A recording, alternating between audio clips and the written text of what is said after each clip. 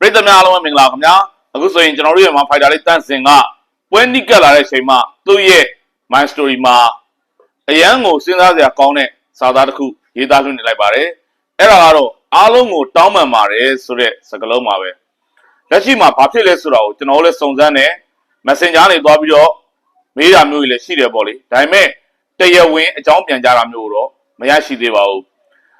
တန့်စင်ကလာမယ့် April 16 ရက်နေ့ကိုရောက်ရင်ထိုင်းဖိုက်တာBest to Campaign နဲ့ပွဲထိုးရတော့မှာဖြစ်ပါတယ်ခင်ဗျအခု status ကအတိတ်ပဲအများကြီးရှိပါတယ်သူတောင်းပန်တယ်ဆိုတာသူလေ့ကျင့်ပြင်ဆင်တာတွေအဆင်မပြေတာကိုတောင်းပန်တာလားဒါမှမဟုတ်တခြားအကြောင်းအရာတစ်ခုလားဆိုတာကတော့စိတ်ဝင်စားစရာကောင်းနေပါတယ်အတီးပြုလို့လက်ရှိမှာတော့မရသေးဘူးဒါပေမဲ့ကျွန်တော်တို့ကြားသိရတဲ့သတင်းကတော့တန့်စင်ရဲ့ပွဲဟာပွဲပြတ်သွားတယ်လို့သတင်းမျိုးကြားသိနေရပါတယ်ဘာကြောင့်ပွဲပြတ်တယ်ဆိုတာကိုကျွန်တော်မသိရသေးဘူး။မှန်ပြီတန့်စင်ဘက်ကရှုံရင်းကြလားတစ်ဖက်ကBest to Campaignရဲ့ရှုံရင်းကြလားပေါ့လေ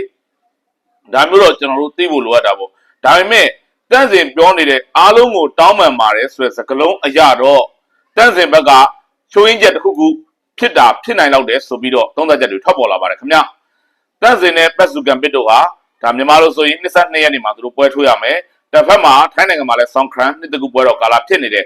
အဲ့တော့Best to Campaign ကလည်းနှစ်တကူကာလမှာနိုင်ပွဲလိုချင်နေတယ်တန့်စင်ကလည်းသူ့ရဲ့နှစ်ပွဲဇက်တိုက်အရှုံးရလဒ်ကိုရှေ့ဖြတ်တဲ့အနေနဲ့ Best to Campaign ကိုအနိုင်ထိုးပြီးတော့အနိုင်လမ်းကြောင်းကိုပြန်တက်ဖို့ပြင်ဆင်နေတဲ့အချိန်ဒီပွဲကိုပရိသတ်တွေကအယံမျှော်လင့်နေတယ်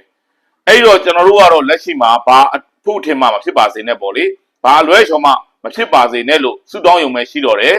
ကျွန်တော်တို့ကြားသိရတဲ့သတင်းကိုလက်ရှိမှာပြောပြနေတာဖြစ်ပါတယ်အတည်ပြုချက်မရသေးပါဘူး confirmation မရသေးဘူးဒီတော့ confirmation ဘယ်နေရာနေလို့မလဲပေါ့လေပွဲရလဲအရန်နီးကပ်နေပြီပွဲထိုးရဖို့က2ရက်ပဲလို့တော့ဆိုတော့ကျွန်တော်တို့ one championship ရဲ့ထုတ်ပြန်ချက်ကိုပဲစောင့်ကြည့်အောင်ရှိပါတော့တယ်အခုလက်ရှိမှာတော့တန့်စင်ဘက်ကလည်းဘာမှပြောသေးဘူးဆိုတော့ဘာဖြစ်တာမှန်းတော့မသိရသေးပါဘူး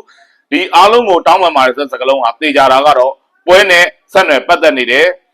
တခုခုဆိုရင်တန့်စင်နေနဲ့လေ့ကျင့်ရေးမှာအဆင်မပြေတာဖြစ်သွားပြီးတော့ပွဲမထိုးနိုင်တော့ဖြစ်သွားလာပေါ့လေဒါအစဉ်းစားစရာရှိနေပါတယ်ကြားသိရတဲ့သတင်းတွေကိုလက်ရှိမှာပြောပြရရင်တော့ပွဲပြတ်သွားတယ်လို့ကြားသိနေရပါတယ်ဆိုတဲ့အကြောင်းပရိသတ်တွေကိုစိတ်မကောင်းစွာနဲ့အသိပေးလိုက်ရပါတယ်ခင်ဗျာကြည့်ရှုအားပေးတဲ့ပရိသတ်အားလုံးကိုအထူးပဲကျေးဇူးတင်ရှိပါတယ်ခင်ဗျာ